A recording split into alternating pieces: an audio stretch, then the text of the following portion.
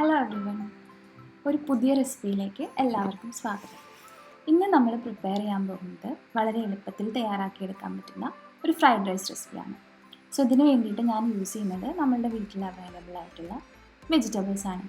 എൻ്റെ കയ്യിൽ അവൈലബിൾ ആയിട്ടുള്ളത് കുറച്ച് സവാള ഉണ്ട്, ഗ്രീൻ ചില്ലി ഉണ്ട് ആൻഡ് ക്യാരറ്റാണ് ഞാൻ യൂസ് ചെയ്യുന്നത്. നിങ്ങൾക്കിപ്പോൾ കയ്യിൽ ഫ്രൈഡ് റൈസിലേക്ക് ആഡ് ചെയ്യാൻ പറ്റുന്ന വേറെ ഏതെങ്കിലുമൊക്കെ വെജിറ്റബിൾസ് ലൈക്ക് ബീൻസോ അങ്ങനെ ഏതെങ്കിലുമൊക്കെ അവൈലബിൾ ആണെങ്കിൽ അതും കൂടെ യൂസ് ചെയ്യാവുന്നതാണ്.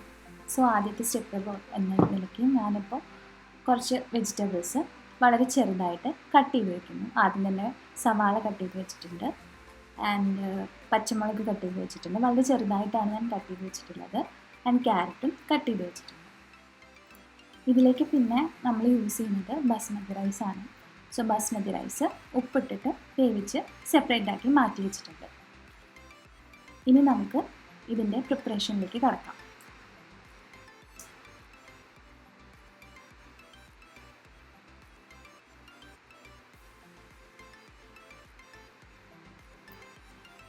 കട്ടിംഗ് പാർട്ട് കഴിഞ്ഞ് കഴിഞ്ഞാൽ ഇനി നമുക്ക് കുക്കിംഗ് പാർട്ടിലേക്ക് കടക്കാം.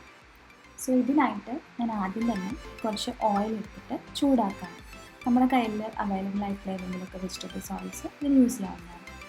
സോ മെയിൻലി നമ്മൾ ഫ്രൈഡ് റൈസ് പ്രിപ്പയർ ചെയ്യുമ്പോൾ ഓയിൽ നന്നായിട്ട് ചൂടാവണം. ഇതാണ് നമ്മൾ ഹൈ ഫ്ലെയിമിൽ ഇട്ടിട്ടാണ് ഫ്രൈഡ് റൈസിനുള്ള വെജിറ്റബിൾസൊക്കെ നമ്മൾ കുക്ക് ചെയ്ത് വെക്കുന്നത്. സോ ഞാനൊരു 2 സ്പൂണോളം ഓയിൽ ആഡ് ചെയ്തിട്ടുണ്ട്.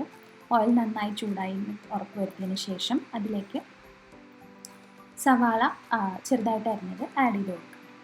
ഇനി നമ്മൾ സവാള ഒരു മിനിറ്റോളം നമ്മളിങ്ങനെ ഫ്രൈ ചെയ്യുന്നുണ്ട്. അത് ബ്രൗൺ കളർ ആവേണ്ട ആവശ്യമൊന്നുമില്ല, ചെറുതായിട്ടൊന്ന് ഫ്രൈ ചെയ്ത് കിട്ടിയാൽ മാത്രം മതി. അതിനുശേഷം നമ്മൾ കട്ട് ചെയ്ത് വെച്ചിരിക്കുന്ന പച്ചമുളക് ആഡ് ചെയ്യാണ്. പച്ചമുളകും കൂടെ ആഡ് ചെയ്തിട്ട് കുറച്ച് ഇളക്കിയതിന് ശേഷം അതിലേക്ക് ക്യാരറ്റ് കട്ട് ചെയ്ത് വെച്ചിരിക്കുന്നത് കൂടി ആഡ് ചെയ്യും.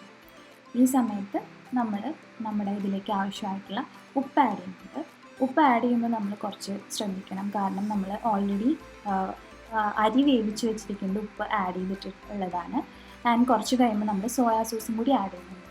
അപ്പോൾ സോയാ സോസിലും കുറച്ച് ഉപ്പ് ഉണ്ടായിരിക്കും. സോ നമ്മൾ അതും കൂടെ ആലോചിച്ചിട്ട് വേണം ഇപ്പോൾ ഉപ്പ് ആഡ് ചെയ്യാൻ വേണ്ടിയിട്ട്. അത് കഴിഞ്ഞ് അതിനനുസരിച്ചിട്ടുള്ള ഉപ്പ് ആഡ് ചെയ്യുന്നു.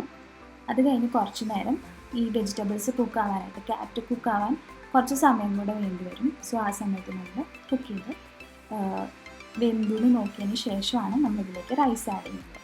നിങ്ങൾ കുറച്ചും കൂടെ സ്പൈസി ആയിട്ടുള്ള ഫ്രൈഡ് റൈസ് ആണ് ഇഷ്ടപ്പെടുന്നതെങ്കിൽ ആ വെജിറ്റബിൾസ് ലാസ്റ്റ് സ്റ്റേജിൽ നമുക്ക് കുറച്ച് കുരുമുളക് പൊടിയും കൂടി ആഡ് ചെയ്യാവുന്നതാണ്. ഇനി റൈസ് വേവിച്ച് വെച്ചത് ആഡ് ചെയ്തതിന് ശേഷം നന്നായിട്ട് മിക്സ് ചെയ്തെടുക്കുക. മിക്സ് ചെയ്യുമ്പോൾ പ്രത്യേകം ശ്രദ്ധിക്കണം, അരി പൊട്ടിപ്പോവാനോ ഉടഞ്ഞു പോകാനോ ഒന്നും പാടില്ല. നമ്മൾ ഹൈ ഫ്ലെയിമിൽ ഇട്ടിട്ട് തന്നെ ഇത് മിക്സ് ചെയ്യുക. വളരെ സ്ലോലി നമ്മളത് മിക്സ് ചെയ്യണം. ഇനി നമ്മൾ നല്ലൊരു സ്മെല്ല് കിട്ടാൻ വേണ്ടിയിട്ട് കുറച്ച് നെയ്യ് ഇതിൻ്റെ മേലെ കൂടെ തൂവി കൊടുക്കുന്നുണ്ട്. ഇപ്പോൾ നമ്മുടെ ഫ്രൈഡ് റൈസ് റെഡിയാണ്. നിങ്ങളുടെ കയ്യിൽ എന്തെങ്കിലും ഗാർണിഷ് ചെയ്യാനുള്ള മല്ലിയിലയൊക്കെ ഉണ്ടെങ്കിൽ അതും കൂടെ ആഡ് ചെയ്യാവുന്നതാണ്. അപ്പോൾ നമ്മുടെ simple fried rice ready. Thank U.